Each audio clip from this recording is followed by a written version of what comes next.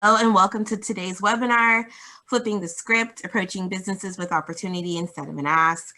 My name is Jarrell Jenkins, Local Arts Services Coordinator with Americans for the Arts. And we've got a great program planned today, and I'm so excited to get started. But first, some quick reminders.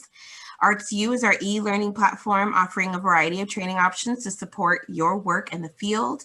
You can visit artsu.americansforthearts.org for other training opportunities and resources. There will be time for questions near the end of today's presentation. Please use the chat box to ask your questions. And for any thoughts or comments, feel free to interact in the chat box as well. If you have any technical difficulties, you can chat me at Jarrell@AFTA for tech assistance. Today's resources will be made available to you via the resources tab on the event page following the event. And lastly, please note that this conversation is being recorded and the recording will be available in about 2 business days. With that, I'm pleased to introduce our speaker today. Mark Narenhausen is the president and CEO of Hennepin Theater Trust. Prior to the trust, he served as founding director and professor of practice of the Janklow Arts Leadership Program at Syracuse University. Before that, he served as president and CEO of the $354 million AT&T Performing Arts Center in Dallas, where he secured AT&T as a naming sponsor, raised more than $4 million in the first year of operations, created a governing board, and instituted an integrated business information platform. Welcome and thank you for joining us, Mark. To begin us for today's webinar, I'm going to start by passing things off to my colleague, Jessica Stern. Hi, everyone. Welcome. I'm so glad that you all are here today. My name is Jessica Stern, and I'm the Private Sector Initiatives Program Manager at Americans for the Arts. And I am delighted to present this session on how to shift the way we have conversations with businesses and community partners from asking for a handout to creating strong partnerships rooted in B2B or business to business relationships. Before we get started, I would love for all of you, if you like, to do some chat box introductions. And if you could in the chat, please list your name, your pronouns, your location, and also the native land that you reside on. You can use the native land map to learn about the unceded land that you're on. The organization that you're affiliated with, and a little question, if you could partner with any business in your work, what business would that be? Sometimes I like to daydream about businesses that I'd like to partner with. So I'm curious to know what yours are.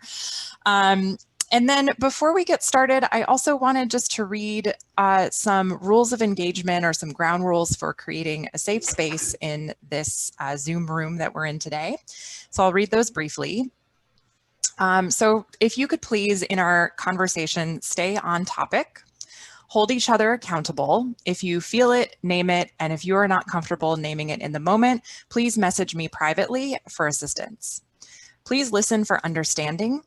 Acknowledge our own privilege within the intersections of a racist, ableist, sexist, misogynist, homophobic, and transphobic society, and recognize the space that we take up and or hold because of the privilege. Please center the voices of Black people, Indigenous people, and people of color that choose to share in this space. Own your mistakes, your intentions, and your impacts. Please respect each other's experiences and honor confidentiality. Speak honestly and from your own experience. Appreciate silence and processing time. Share the space. We often say to before you, and allow others to finish before you speak. Please be present, exercise self-care as you need. And if there are any others that you would like to add, please speak now. Otherwise, we'll pause for a moment of consent.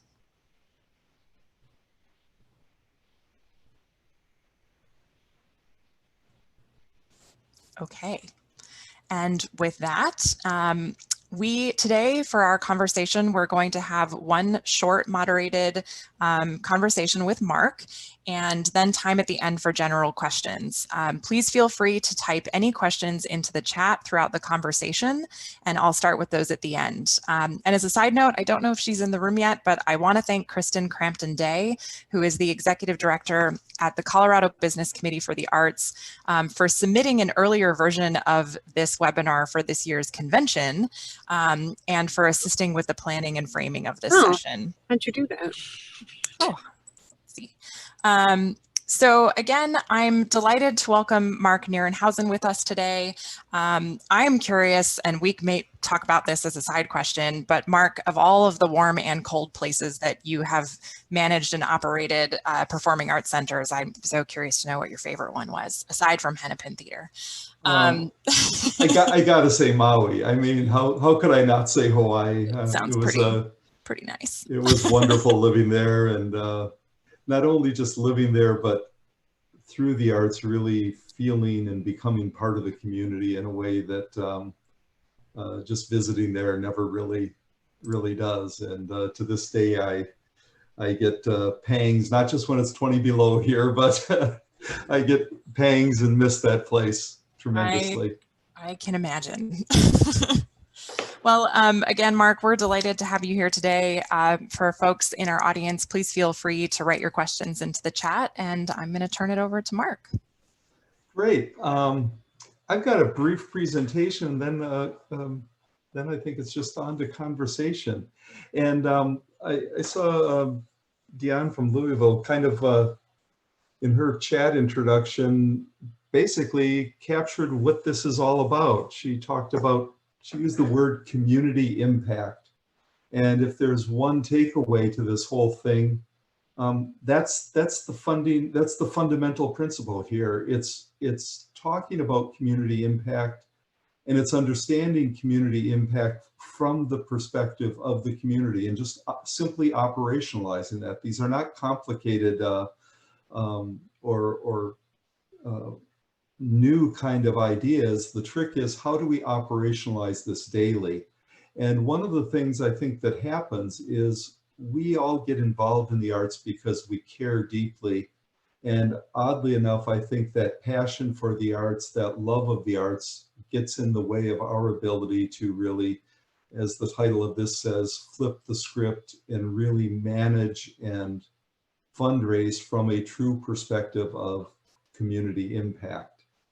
We want this to be, so often we love the arts so much that we always want it to be about the arts, and we sometimes forget that it has to start with being about others.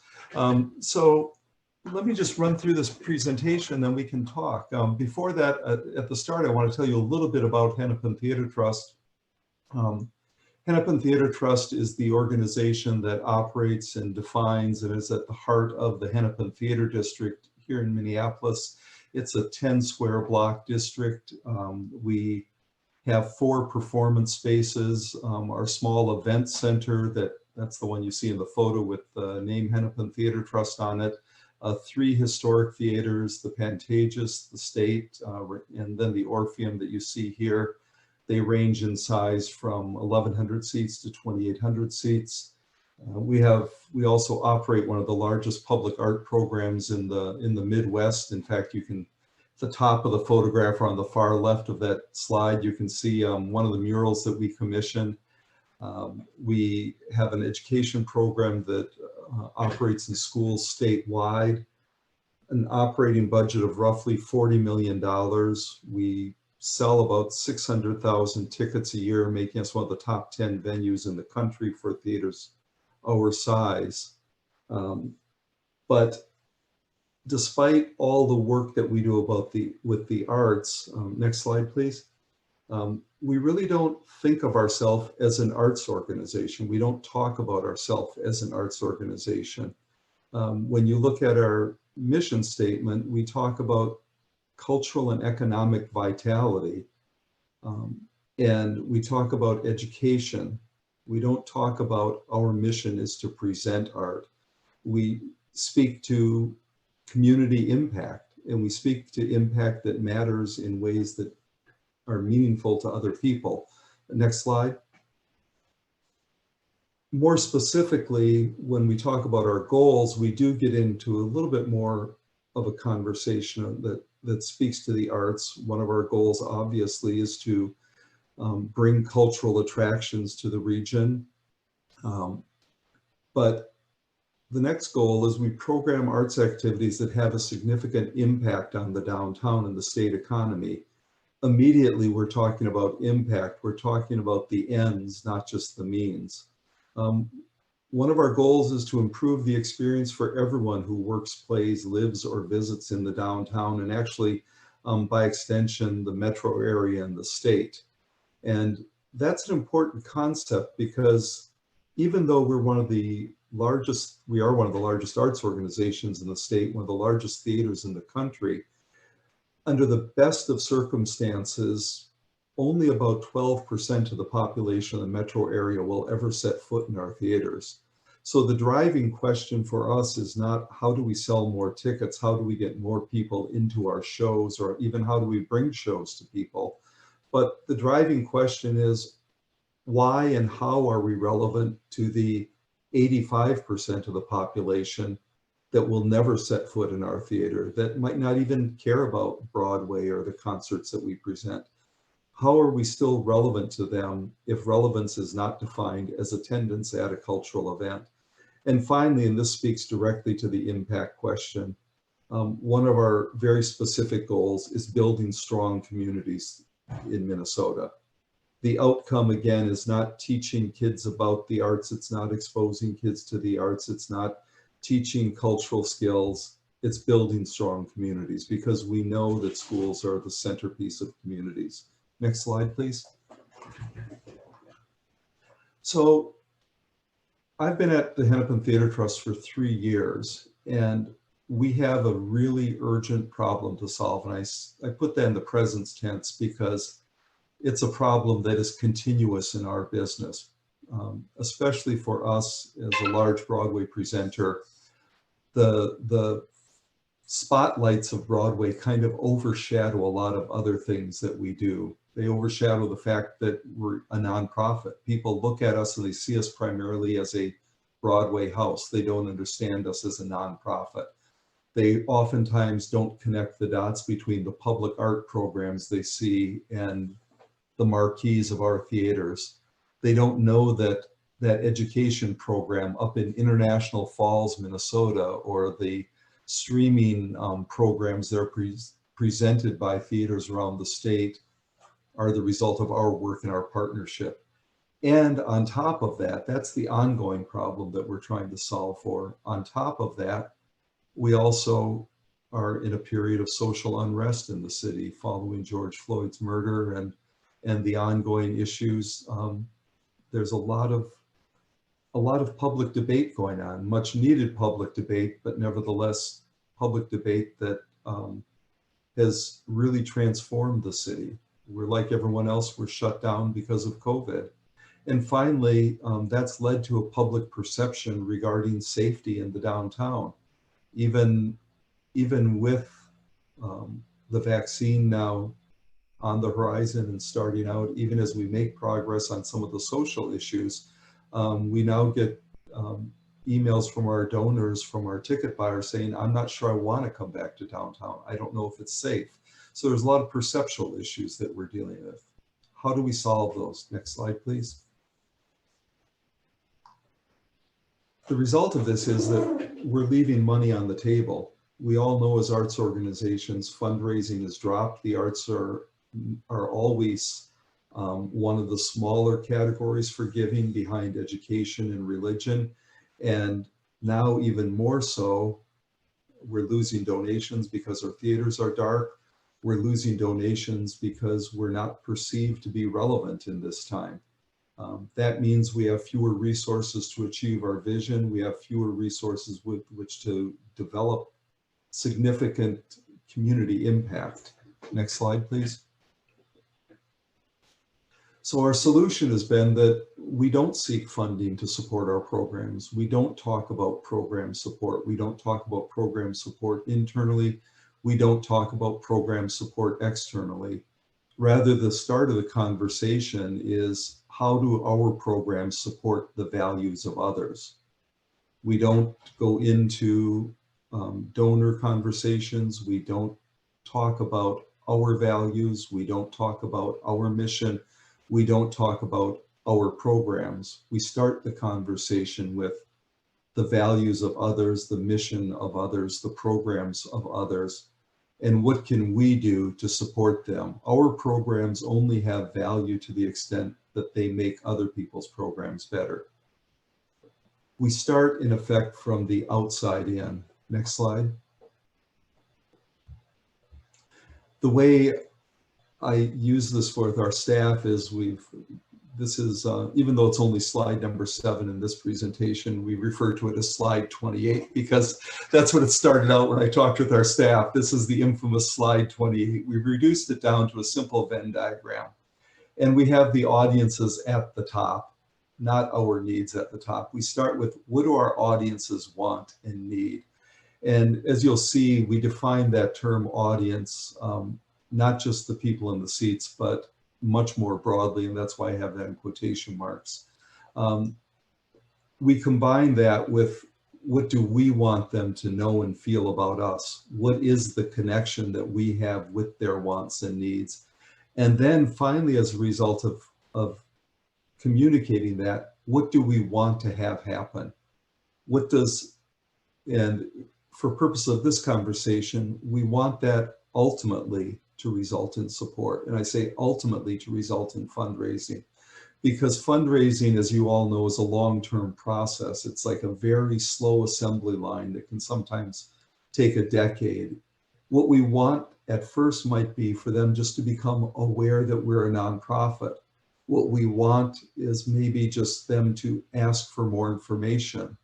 What we want sometimes is for them to be aware that we can help them and invite us into their life. Ultimately, that will result in funding. We know that, but what we want is not always dollars. Next slide, please. So what this really comes down to is how do we build connections? How do we build meaningful connections?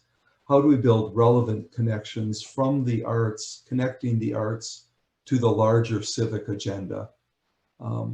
Colin Jackson, who used to run the EPCOR Center in Calgary, always talked about their mission was to support the civic agenda. They existed for the good of the community. The community does not exist for them. They were not the end in itself. And that's what we're trying to do. So in our case, it's not just about surviving the pandemic, it's about thriving. And our theaters might be closed, but Hennepin Theater Trust is very much open for business.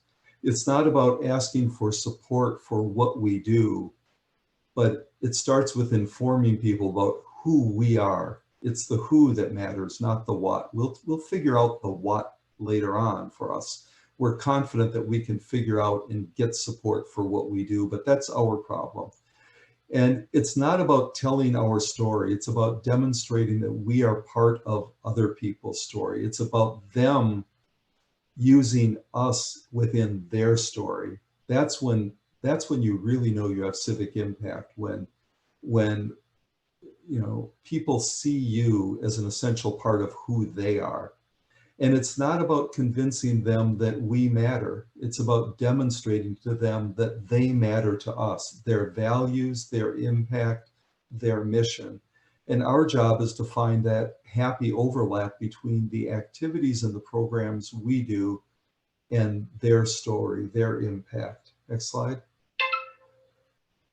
So as the staff knows, I could talk for hours and hours and hours about this, but just a few quick examples. So our education program is based around high school theater programs. We provide education to technical support for these programs, training for these programs, master classes for students engaged in high school theater programs around the state. We never talk about it in terms of our mission is one of supporting high school theater programs. Our mission is one of teaching kids theater skills. Rather, our mission is to build better schools. We go and we work in these theater programs because the schools have already said theater is important to them. If we do a good job of helping the schools, yes, kids will learn how to do theater. Yes, we'll build more awareness of Hennepin Theater Trust. Yes, we'll build audiences. But our primary goal that we want them to understand is we happen to have skills in theater. You already value theater, so we are going to contribute our resources for you to build your school better. And once you get outside of the metro area, and even within the metro area, schools are the anchor for neighborhoods. Those are those great third places where the community comes together. So we position our education program not as a theater program, but as a community building program. Next slide, please. Our public art program is one of reflecting the community, and it's answering those questions about public perception. It's answering the questions of finding our commonality. Now, the fact is, it's a wonderful art program. We've commissioned some of the top portrait artists in the Midwest to do literally billboard-sized portraits around the downtown. Clear Channel Outdoor Advertising has helped us with this, and UBS, Sponsors of Art Basel, are the sponsor of this. And we have a collection once a year. We turn the downtown into an art gallery of billboard-sized portraits. But the message is not, look at the art that we're doing, look at the art that we've commissioned. The message is, this is the face of our community. These are the social issues that are being represented. These are the social justice issues that are being represented. And here's what we are doing to bring people together and to illustrate that. Next slide, please. That in turn has sparked conversations. Those conversations, those public debates around the issues and around the content has been more important to the community than the art itself. Next slide, please. We do simple things like put pianos out on the streets. This might look like an art project, and there might be the temptation to say this is a way of demonstrating that art matters. This is about bringing music to the people. This is about allowing people to share their music. But the biggest single donor that we have to support this program is the Minneapolis Anti-Violence Program, because they realize that putting people on the street, putting people together on the street is the best way to ensure public safety. So this might look like pianos and chess, but this is really a public safety program. Again, we're starting with the community impact in mind and using art as the means. It doesn't diminish the art, it doesn't take away from the impact of the art, but unless we start with the civic impact at the forefront of what we're doing, we risk having the impact be the afterthought, not the driver. And it's that larger impact that means this is relevant to all the people in the city. Next slide, please. So finally, the big payoff right now is positioning the arts as the key to recovery, the key to bringing back the downtown. It's getting the civic leaders, the tourism people, the Chamber of Commerce, the Downtown Council to recognize that we are bigger than the sports sector, that we represent more jobs than the sports sector, that we are the reason those hotels and those restaurants have business 52 weeks a year. It's not the Super Bowl coming here once every 10 years or once every 20 years. It's the fact that we bring 600,000 people a year downtown, week in and week out. And so it's positioning us as being relevant to the community, whether you care about the content on our stages or not. Next slide. So finally, in terms of operationalizing this, we do it by thinking about audiences. We start with impact and we next go to audiences. Next slide. Again, it's the simple Venn diagram. This isn't rocket science, but it's putting our audiences first. So who are the audiences? Next slide. We think of our audiences in three ways. When we market, when we communicate, the primary audience, and when we do a marketing plan for an event, all three of these audiences are part of the marketing event. When the programming staff develops a program, they start with the development team, they start with the communications team. And the question that we ask is not, How do we fund the program? The question is, who are the audiences? What is the message? What does this program say about that? Whose lives does this touch? It starts with the primary audience. Those are the people that we usually think of when we think of the word audience. They're the people, they're the bodies in the seats. They're the people who care about the content. They're the people that come together at a certain point of time, at a certain space, to interact with the artist and to interact with the content. But equally important, and from day one, is the secondary audience. They don't necessarily care about the content, but they're the people that care about the primary audience. It's sponsors in the traditional sense. They care about the demographics of our audience. Are these people who are going to buy their products?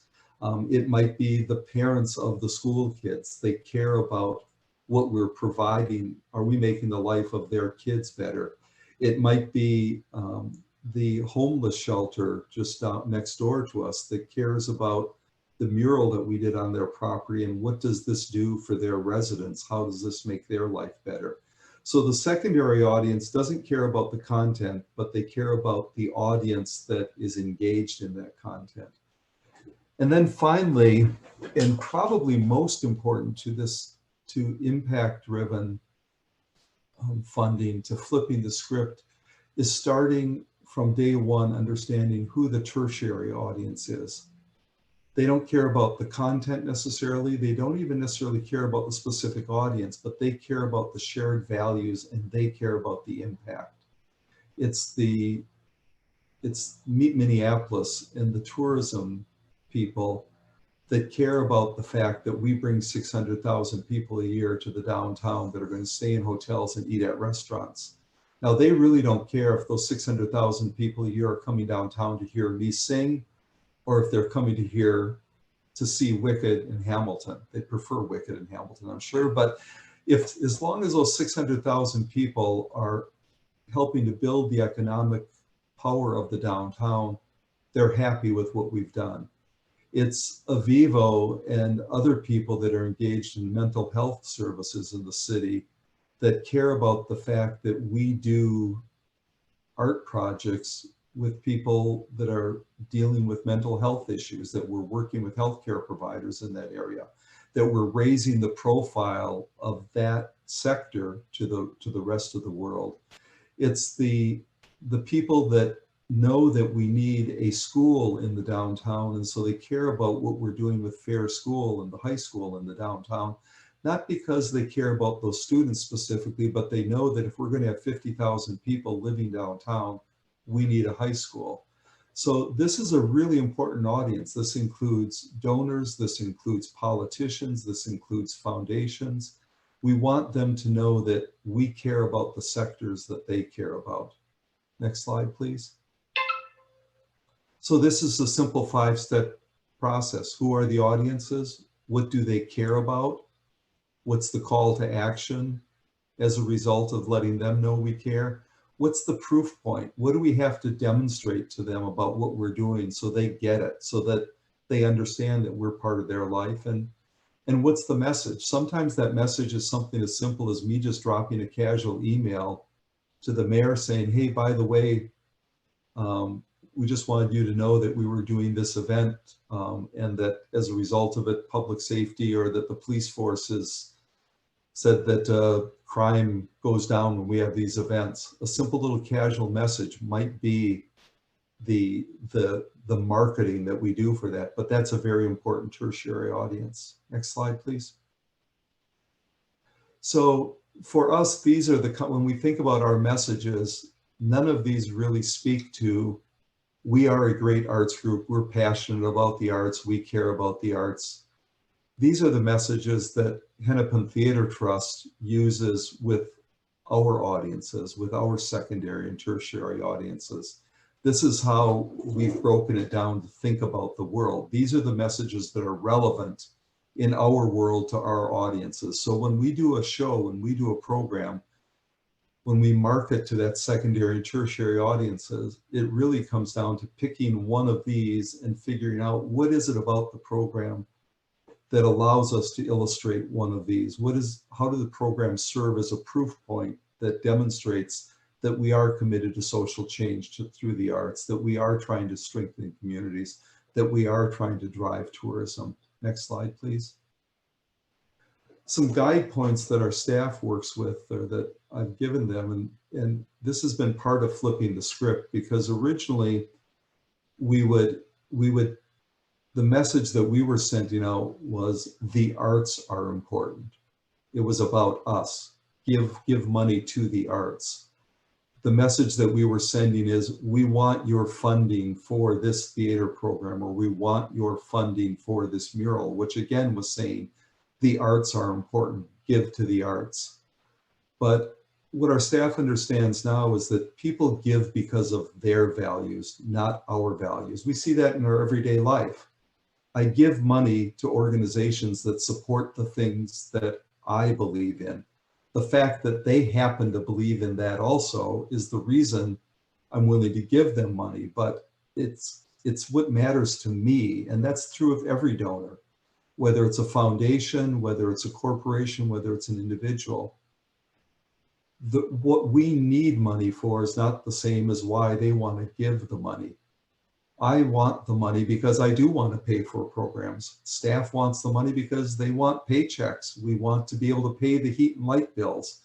But nobody cares about paying our heat bills. They care about civic impact.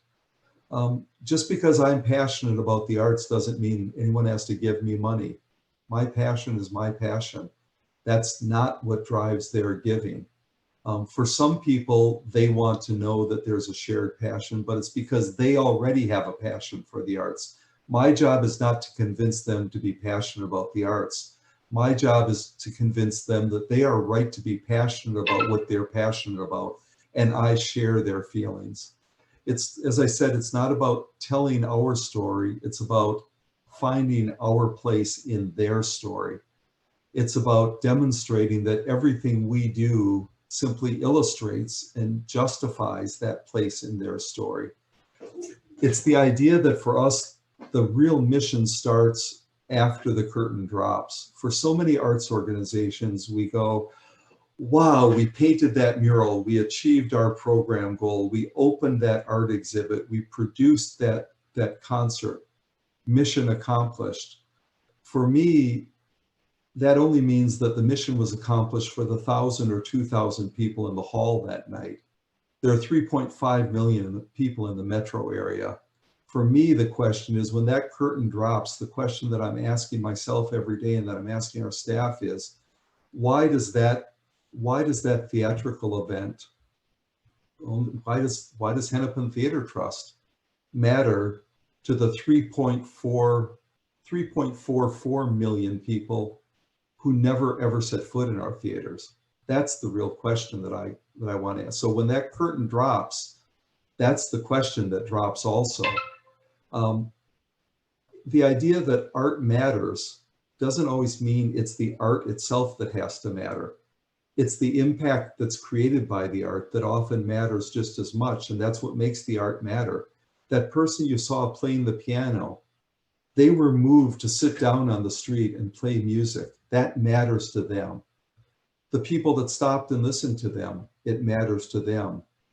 But it also matters to everybody on the street that public safety is increased by the fact that that person stopped to play the piano. They don't care what that person played, they don't care how well they played, but they know that somehow art had an effect on their lives, even if the art itself didn't have an effect. And it's up to us to figure out those connections.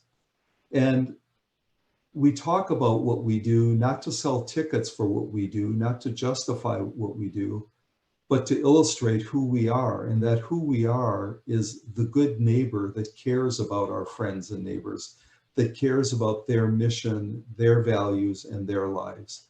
Next slide, please. And finally, I love this.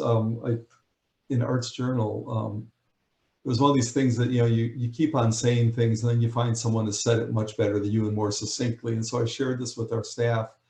And, we talk about engagement a lot of times in the arts, and I get frustrated with so many arts groups because engagement just becomes a way of saying, another way of saying, it's really about me after all, right, guys? It's about me. You know, it's like, nice meeting you, but let me tell you about me. And real engagement is about identifying and addressing what the community cares about. It's understanding that civic agenda and connecting the dots between what I like to do, what I'm good at doing, and what matters to the community. It's no different than on our jobs. The ideal job that we all seek is one that provides, you know, I'm lucky to do what I do because it provides me with meaning. I think I'm good at what I do. It also happens to be good for my company and my organization. That's how the arts should be. And it's about doing things that really matter. It's about what matters being defined by the community. It's about the long-term relationships. The money follows, the ask follows. It's about working with community groups to plan the activities, not just saying what's good for people, but truly getting them involved. And finally, it's about getting involved with community activities outside of your organization. It's showing up, it's being on boards, it's making contributions yourself. And I'll end this with just an example that happened to me yesterday, and it shows how this funding works.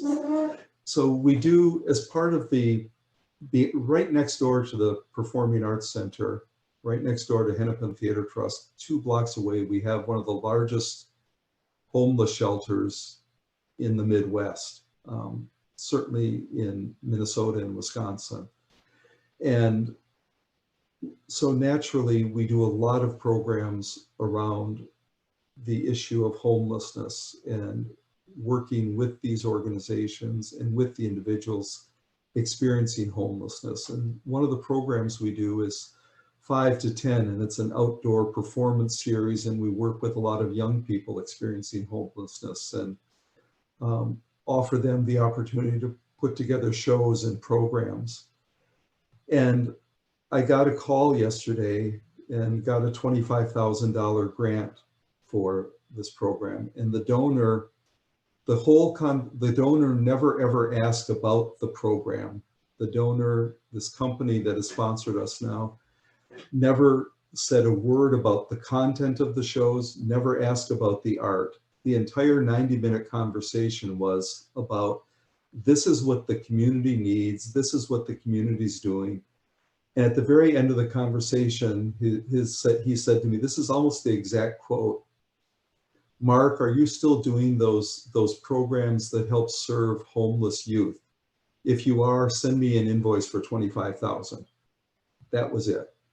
He was funding the impact that we had. He didn't care about the program. He wasn't funding the program. He was funding the results that we created, and he was funding a shared value system in the community. And that sticks with me because I've never gotten a call where someone says, are you still doing that art exhibit? Here's the money. But they do call and ask us about things like that. So that's the power of flipping the script. That's the power of being part of their story. And I think that's the last slide. I've talked enough. Thank you so much, Mark. As folks are, I've got sunshine in my face here. As folks are processing and kind of thinking of their questions as I'm navigating sunshine coming in my window, I have a couple of questions for you, Mark. And again, folks, as you're thinking about things that you might have heard, please feel free to add your questions into the chat box. If you would like to raise your digital hand, you can find the raise hand feature by clicking on the participant button at the bottom of your screen. And then over on the right-hand side, it'll give you an option to do that, and I can call on folks. Mark, a question for you as we kind of kick off this discussion portion. I think, one, congratulations on the $25,000. And so I'm curious if you know, what about, we hear a lot about the intrinsic value of art. Do you feel like, or do you ever get pushback about turning art into a tool in service of other causes? And how do you navigate that? When I first got to Hennepin Theater Trust and was talking like this, I did get some pushback. Some of the staff was like, well, wait, but it was kind of like, don't you care about art? Because quite honestly, I don't talk about art a lot every day. And it took a while to get the staff to understand that I care deeply about art and we care deeply about art, but that's the given. That's what people expect about us. If we care deeply about art, we will get art supporters funding us. And we all know the statistics about that. We all know, and especially now, given the other demands on funders, art for art's sake ranks pretty low on the list. And I have to admit, even with my own giving, I really have a lot of other priorities now. So we've been able to explain that it's not that we don't care about art, but that's not the feature that matters to the people we're trying to reach. It's no different than than car sales. There are a lot of car designers, a lot of engineers really, really love that, dual overhead cam engine in that car, when people really want to know, well, how many cup holders does it have? And so if people care about cup holders, it doesn't mean we don't care about a well-engineered engine. It's just that that's not the feature that's meaningful to the people we're trying to have a conversation with. So yes, the intrinsic value of art matters tremendously, but if that's not what people care about, then let's not talk about that. Let's talk about what matters to other people. Sure. Let's demonstrate how art matters instead of talking about how art matters. That's a great point. It seems like it could be perceived as chasing the money and not sticking to one's mission. And so how does this not result in the organization going in 10 different directions? That's why the slides that you saw at the very beginning really talk about our goals. It talks about our messages. It talks about who we are.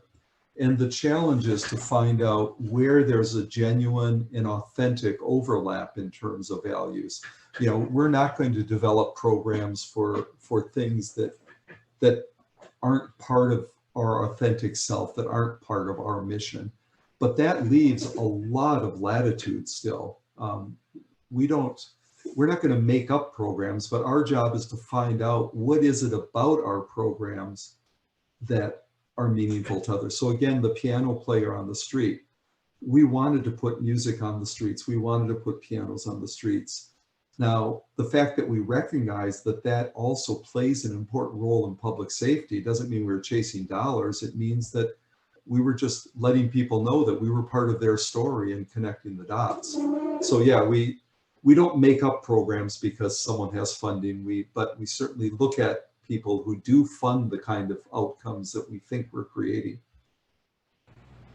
Makes sense. I think there's such a long history of transactional relationships between arts organizations and businesses. And so when you're building a relationship with a business leader, how do you start by framing it in a B2B or a business to business kind of conversation rather than a traditional philanthropic frame, when maybe the expectation from that business leader might be that they're expecting to be asked for money? Yeah, there's, going back to Hawaii, there's the sense of kukua, of thanks and sharing. And the best way to demonstrate kukua is by giving first. And there's also a sense in Maui that, oh my gosh, they're doing nice things for me. Now I've got social obligations built up, don't do so many nice things. And I guess maybe it's Hawaiian management in the arts. It's like getting to know people and offering to help them first. When I talked about getting involved in other organizations, the arts talk a lot about, we want a seat at the table.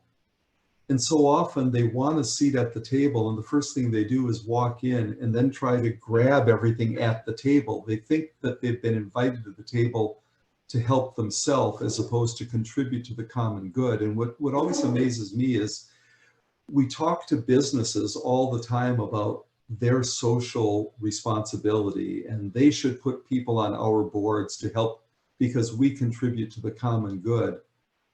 And yet we ourselves don't do that enough. And so our staff is involved in a lot of different organizations that have nothing to do with the arts. And one of the things that we ask the staff to do, just like we love it when law firms have someone on our board and the foundation then contributes to us because that person's on the board. We take the same approach when someone's on the board of an organization. It might be the local animal shelter. The first thing we ask is, what can we as Hennepin Theater Trust do to help them in their mission? What can we contribute? So it's meeting with business leaders through things like the Meet Minneapolis board or the chamber board, but we're there because we are trying to solve the common problem of the community, and everything that we do is framed that way. So it's kukua, it's coming to them first with gifts and then building the relationship. The giving is the result of the relationship, not the thing that forms the relationship. That makes complete sense. And I will be going to Hawaii as soon as we can travel. I've already put in my application for that.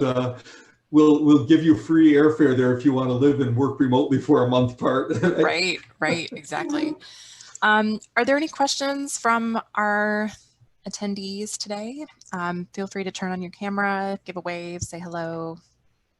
I have a question for some of them, because I'm seeing things like, you know, business councils for the arts and things like that. I mean, I'd love to know what the experience is of, and how they talk to arts groups that are seeking money or counsel them, or, because one of the things I'll acknowledge is that we're a large organization, so it's easy for us to deliver on some of these messages. We can do it in a big way.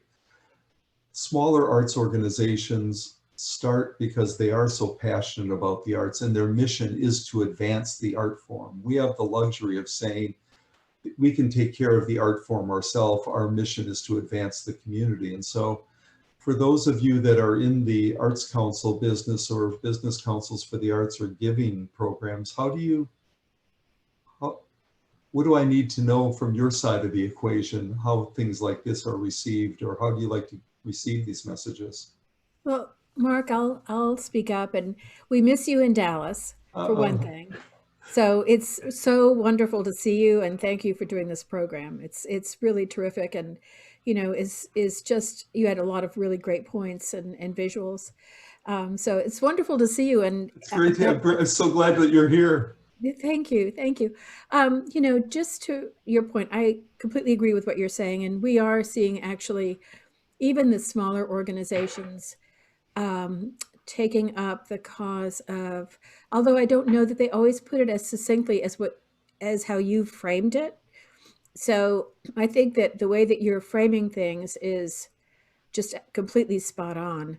And so even our smaller organizations are working in the social impact areas of, you know, inclusion and diversity, especially. That's a really big one.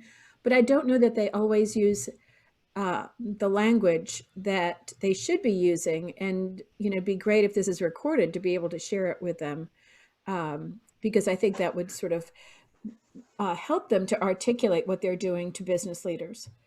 You know, in response to that too, I think one of the things that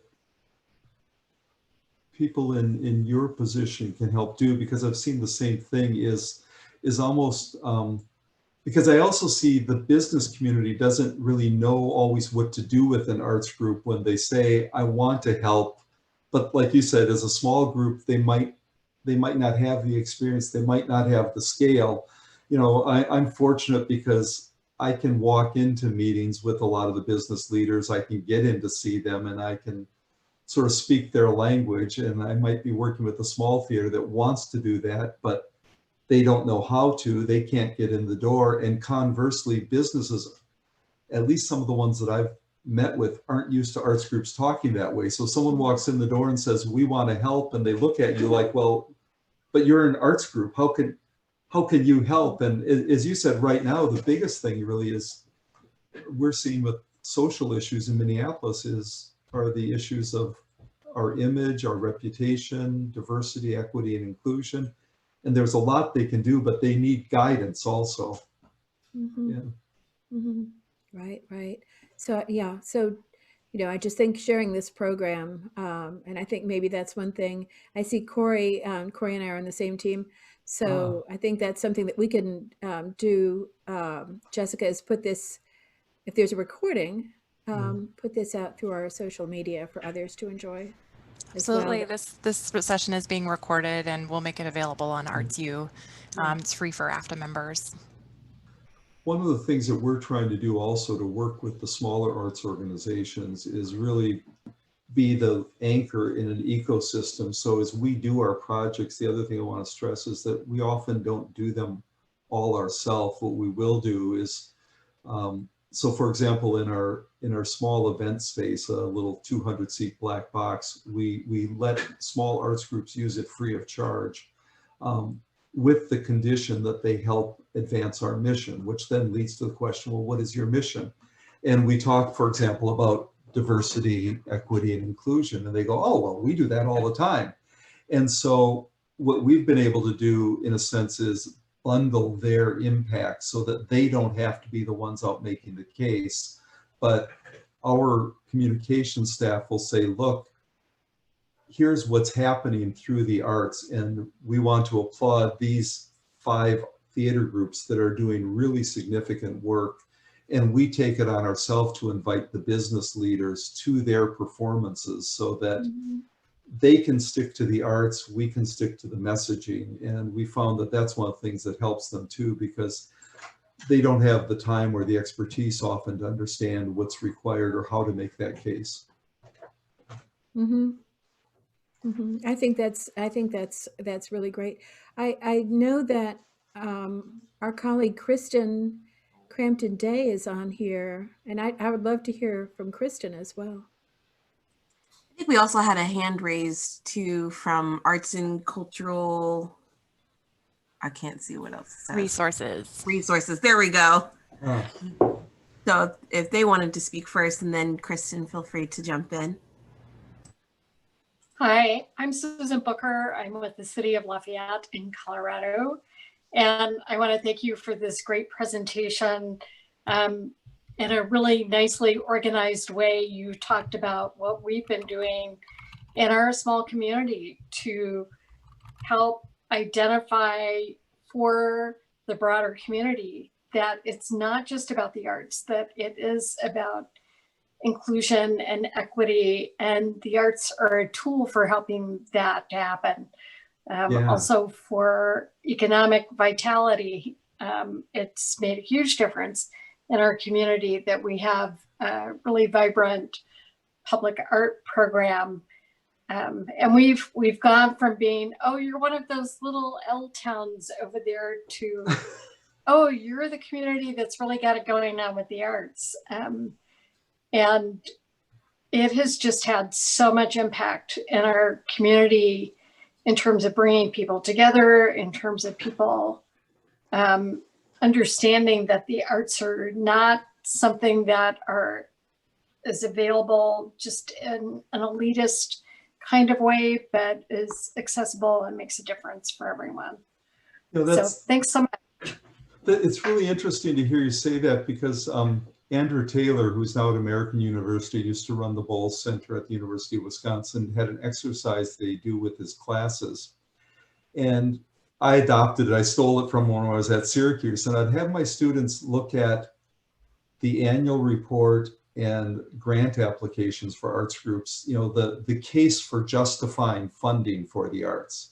And inevitably, arts groups will say, we're good for economic development, we're good for diversity, we're good for tourism. And then I'd turn around and say, okay, now look at their budget and their staffing and their program books. And what you realize is that so often we were using civic impact as a justification for funding, but it really wasn't at the start of what we did. It wasn't baked in at the beginning. And so this whole idea of flipping the script is simply, it's like, just walk the walk. If you say that one of the reasons, like in Hawaii, one of our justifications was, well, we are good for tourism. Well, then every program we do from day one should be, how is this program helping that cause? And if we're good for tourism, that should mean that well, maybe we should know some of the people who are working in tourism, and maybe the Tourism Council should be on our board then. And if you just ask that simple question about how do we justify our existence and our money beyond the ticket sales, and then back up to say, okay, how does that get reflected in my life every day? I mean, it's no different than someone saying, you know, I'm a good person, you know, I care about my neighbors. Well, okay, then every day you should get up saying, what did I do for my neighbor? And ask that question. So that's great to hear that it's made a difference. I love that story. Kristen, I think Kristen is here now. Did you want to talk at all a little bit about some of the business related work that you've been doing in Denver? Sure. Hi, everybody. Hi, Catherine. It's good to see you and others. Yeah, so a couple things. Right now, just last week, we launched a campaign, Arts Through It All, which is a phase 2 of a campaign that we launched back in April. It was a collaborative effort between a number of our regional cultural partners to sort of at the early stages of the pandemic to really get some key messages out to the general arts loving public, things like forego ticket refunds and some other calls to action.